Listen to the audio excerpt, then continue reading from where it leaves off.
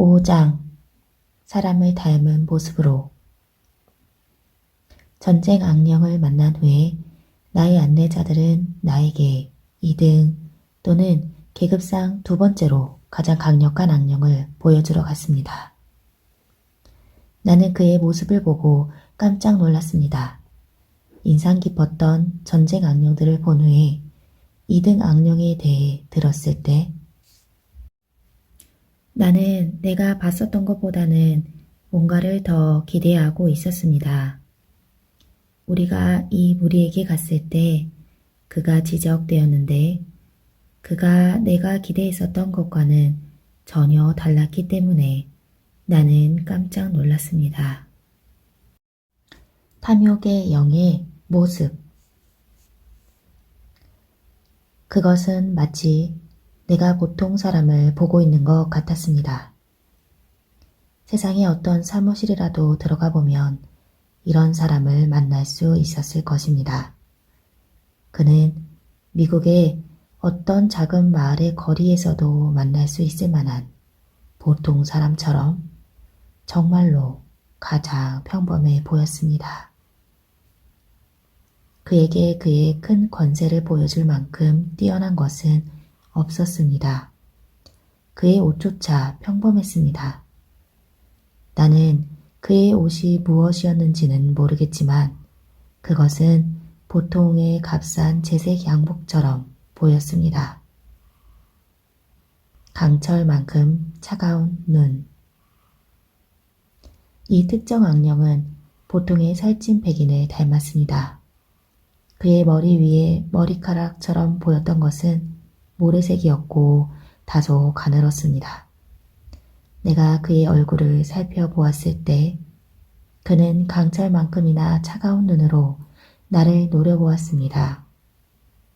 나는 그의 입가에서 옅은 미소를 보았는데 그렇게 사나운 이가 그렇게 온화하게 보일 수 있다는 것을 믿기가 어려웠습니다. 선량한 남자. 나는 내가 명령 체계에서 프린스 바로 아래 두 번째인 부사령관을 보고 있다는 것을 깨닫기 시작했습니다. 그는 이 마지막 시대에 사탄이 따도록 세상을 익은 조건으로 집어넣는 책임을 진 자였습니다. 네, 나는 탐욕 악령을 만났을 때 깜짝 놀랐습니다. 지금 돌아보면 나는 어떻게 이 온화한 모습의 영적 존재가 일하는지를 알 수 있습니다. 그의 이미지는 선량한 남자의 모습이었습니다. 그들의 모양과 형태가 그들의 전문 영역을 가리킨다는 것을 이제 기억하십시오. 이 선량한 남자는 그의 이미지가 너무나 사회에 받아들여지기 적합하기 때문에 자신의 업무를 수행하기가 쉽습니다. 어떤 악령들은 사람을 만족시킬 가짜 이미지를 만들기 위해 열심히 일해야 하지만 이 악령은 그렇지 않습니다. 절대 그렇지 않습니다. 그는 원조 선량한 남자입니다. 나 자신의 삶을 돌아보고 내가 어떻게 스스로를 선량한 남자라고 여겼는지를 봤을 때 나는 이 악령이 거기서 일하고 있었다는 것을 압니다. 나와 내 것 먼저. 나 자신의 과거의 삶에서 이 악령은 나에게 가짜 상품을 팔았었습니다. 그는 내가 다른 이들보다 나와 내 것을 먼저 챙겨야 한다고 믿게 만들었습니다.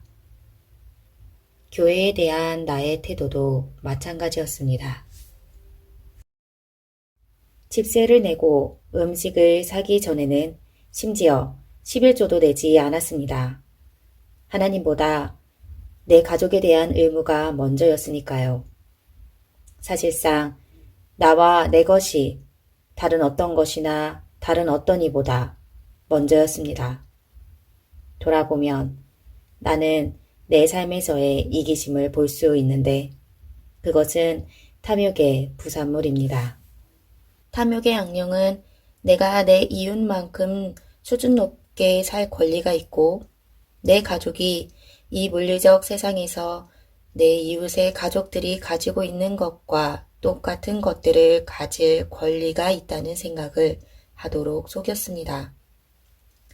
그 모든 세상 물건들을 가지기 위해서 나는 부업을 하거나 시간 외로 일을 해야 했습니다. 나는 돈이 없었습니다. 나는 기독교인이라고 고백하고 있었기 때문에 돈을 훔칠 수는 없었습니다. 그래서 내가 돈을 얻을 수 있는 유일한 방법은 추가의 돈을 벌기 위해 추가로 일하는 것 뿐이었습니다. 높은 생활 수준을 즐길 수 있는 정도의 수입을 유지하기 위해서 수년 동안 나는 한 주에 80에서 100시간을 일했습니다. 탐욕의 악령은 양복을 입은 보통 사람을 닮았습니다. 사탄이 내 양심을 달래주었다. 이것에 대해 내 양심이 나를 괴롭힐 때면 사탄은 나에게 기성적인 변명을 주곤 했습니다. 하나님은 이해하신다. 청구서들을 지불하기 위해서 내가 이것을 해야 한다는 것을 그는 아신다. 그러나 내 양심은 계속 이렇게 말했습니다. 이것은 잘못되었다. 너의 아이들이 잘하고 있는데 너는 거기에 없다. 너는 항상 일을 하고 있다.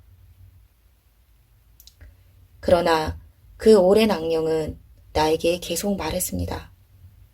하나님은 이해하신다. 그는 네가 일해야 하고 청구서를 지불해야 한다는 것을 아신다. 그 변명의 유일한 결점은 내가 하나님 앞에 섰을 때 그분이 이해하지 않으셨다는 것입니다. 사실상 그분은 나에게 예배의 삶이라고 부르면서 내가 살았었던 이런 종류의 삶은 그분에게 혐오스럽다고 하셨습니다. 하나님께 혐오스러운 것. 많은 사람들이 이 부분의 간증을 이해하지 못합니다. 나는 하나님께서 여러분의 삶에서 어떻게 일하실지를 말하려고 하는 게 아닙니다.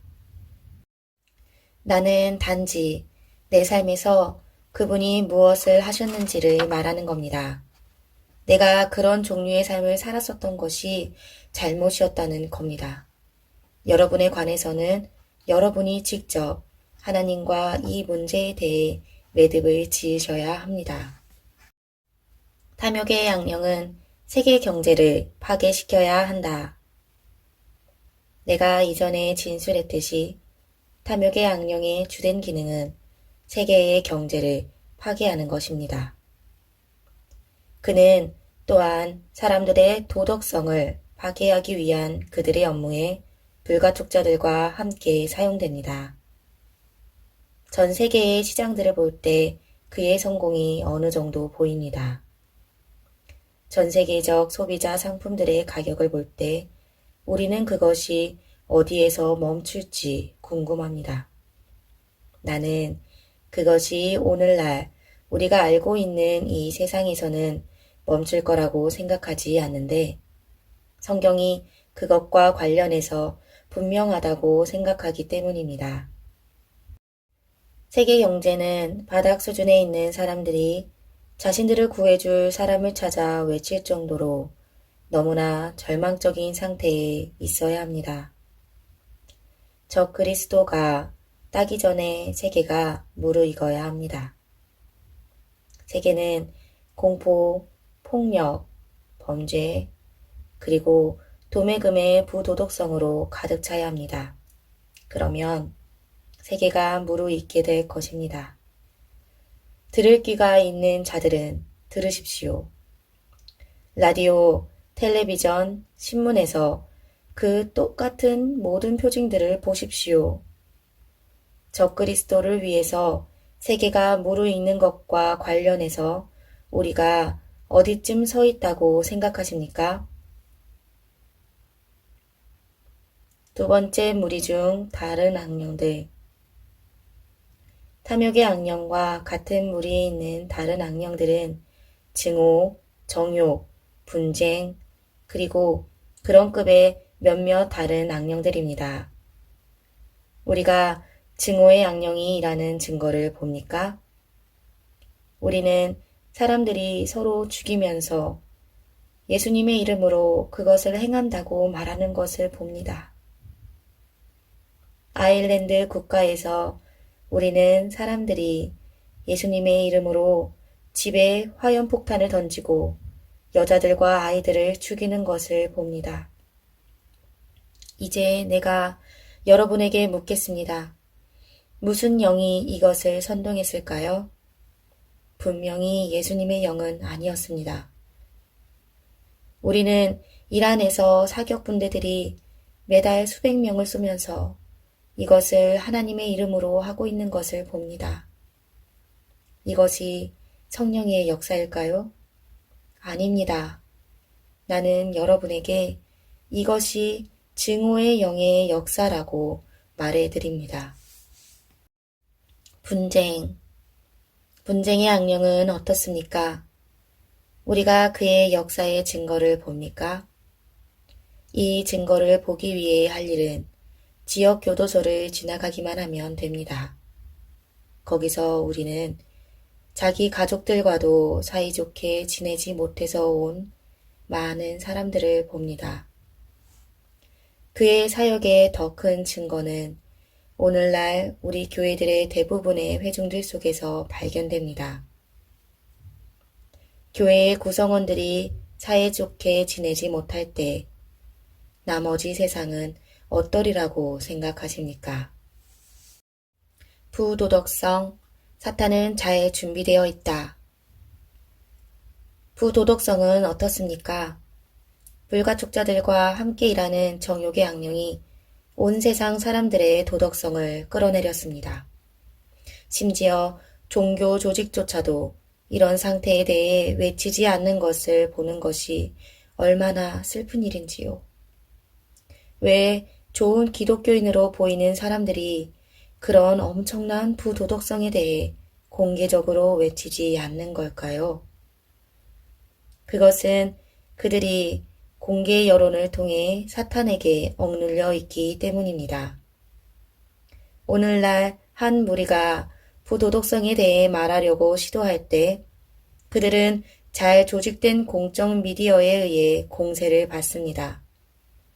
사탄은 오늘날을 위한 준비가 잘 되어 있습니다. 여러분도 그만큼 준비되어 있습니까? 하나님의 말씀에 대한 지식. 이런 악령들이 실제가 아니라고 생각하시는 분들은 자신이 무슨 말을 하는지를 모릅니다. 더욱이 여러분은 이 마지막 때의 공격에 있어서 그들과 관련된 성경의 예언들에 대해 익숙하지 않습니다. 그들은 예정대로 아주 잘 맞춰가고 있습니다. 오늘날 악령들을 인지는 하면서도 우리가 그들에 대해 너무 많은 시간을 쓰고 있고 그들에 대해 이야기하는 것은 단지 그들을 영화롭게 할 뿐이며 그들이 우리 삶 속에서 중요하지 않다고 말하는 사람들이 많이 있습니다.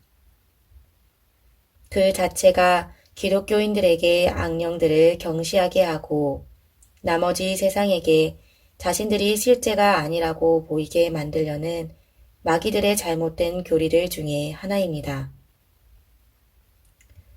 우리가 우리의 모든 시간을 그들을 폭로하는 데 쓴다 해도 여전히 부족할 것입니다.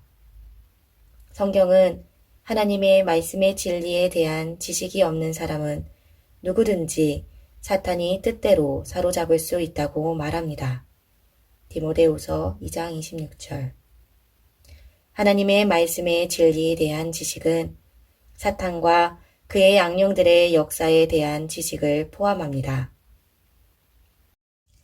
하나님의 말씀의 진리에 대한 지식은 사탄을 대적하는 이 싸움에서 중요합니다.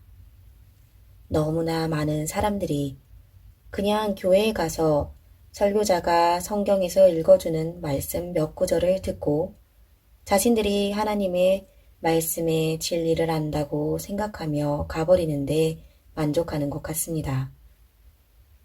여러분이 성경에서 사탄과 그의 악령들과 어떻게 그들과 전투하는지에 대해 알지 못한다면 여러분은 하나님의 말씀의 진리에 대한 지식을 가진 게 아닙니다. 하나님의 말씀의 진리를 배우는데 조금 투자하는 것은 도움이 될 것입니다. 커다란 배교, 휴거. 물론 이런 악령들의 이 마지막 때의 전면적 공격의 목적은 단순히 그들의 주님이 오는 길을 곧게 만들기 위해서입니다. 성경은 적그리스도가 오면 자신을 신이라고 선포하고 육이 자신을 경배하도록 요구할 것이라고 말합니다. 성경은 이것도 말합니다. 아무도 어떤 방법으로든 너희를 속이지 못하게 하라. 먼저 배교하는 일이 일어나고 저 죄의 사람 곧 멸망의 아들이 드러나지 아니하면 그 날이 이르지 아니하리라. 그는 대적하는 자요 하나님이라 불리거나 혹은 경배받는 모든 것 위로 자기를 높이는 자로서 하나님처럼 하나님의 성전에 앉아 자기를 하나님이라고 스스로 보이느니라. 데살로니가후서 2장 3절에서 4절. 우리는 성경 구절로부터 어떤 중요한 사실들을 배웁니다. 첫째, 죄의 사람이 드러날 수 있도록 커다란 배교가 와야 합니다. 이 커다란 배교는 지금 진행 중에 있고 사탄과 그의 악령들의 전면적 공격의 결과입니다. 그들은 그 다음 사실, 즉 이 물리적 세상에서 통치하는 동안 적그리스도가 자신을 하나님이라고 선언하게 하기 위한 준비를 하고 있습니다. 지금까지 그가 출현하지 못한 유일한 이유는 성령께서 그의 길을 막고 계신다는 사실입니다. 오순절 날에 그분이 자유롭게 주어지셨던 것처럼 곧 성령께서 그 길에서 옮겨지실 것입니다. 들림 또는 휴거. 데살로니가후서 2장 7절. 그러면 성령의 역사가 구약시대 때처럼 제한적이 될 것입니다. 모든 육체 위에 자유롭게 주어졌던 성령의 부으심은 교회 시대의 기간을 위한 것이었기 때문입니다. 그러므로 사탄은 노력해서 그의 목적을 성취할 수 있는 자유가 더 많아질 것입니다. 선량한 남자들을 조심하라. 이 장을 마무리하면서 여러분에게 한마디의 경고를 하겠습니다.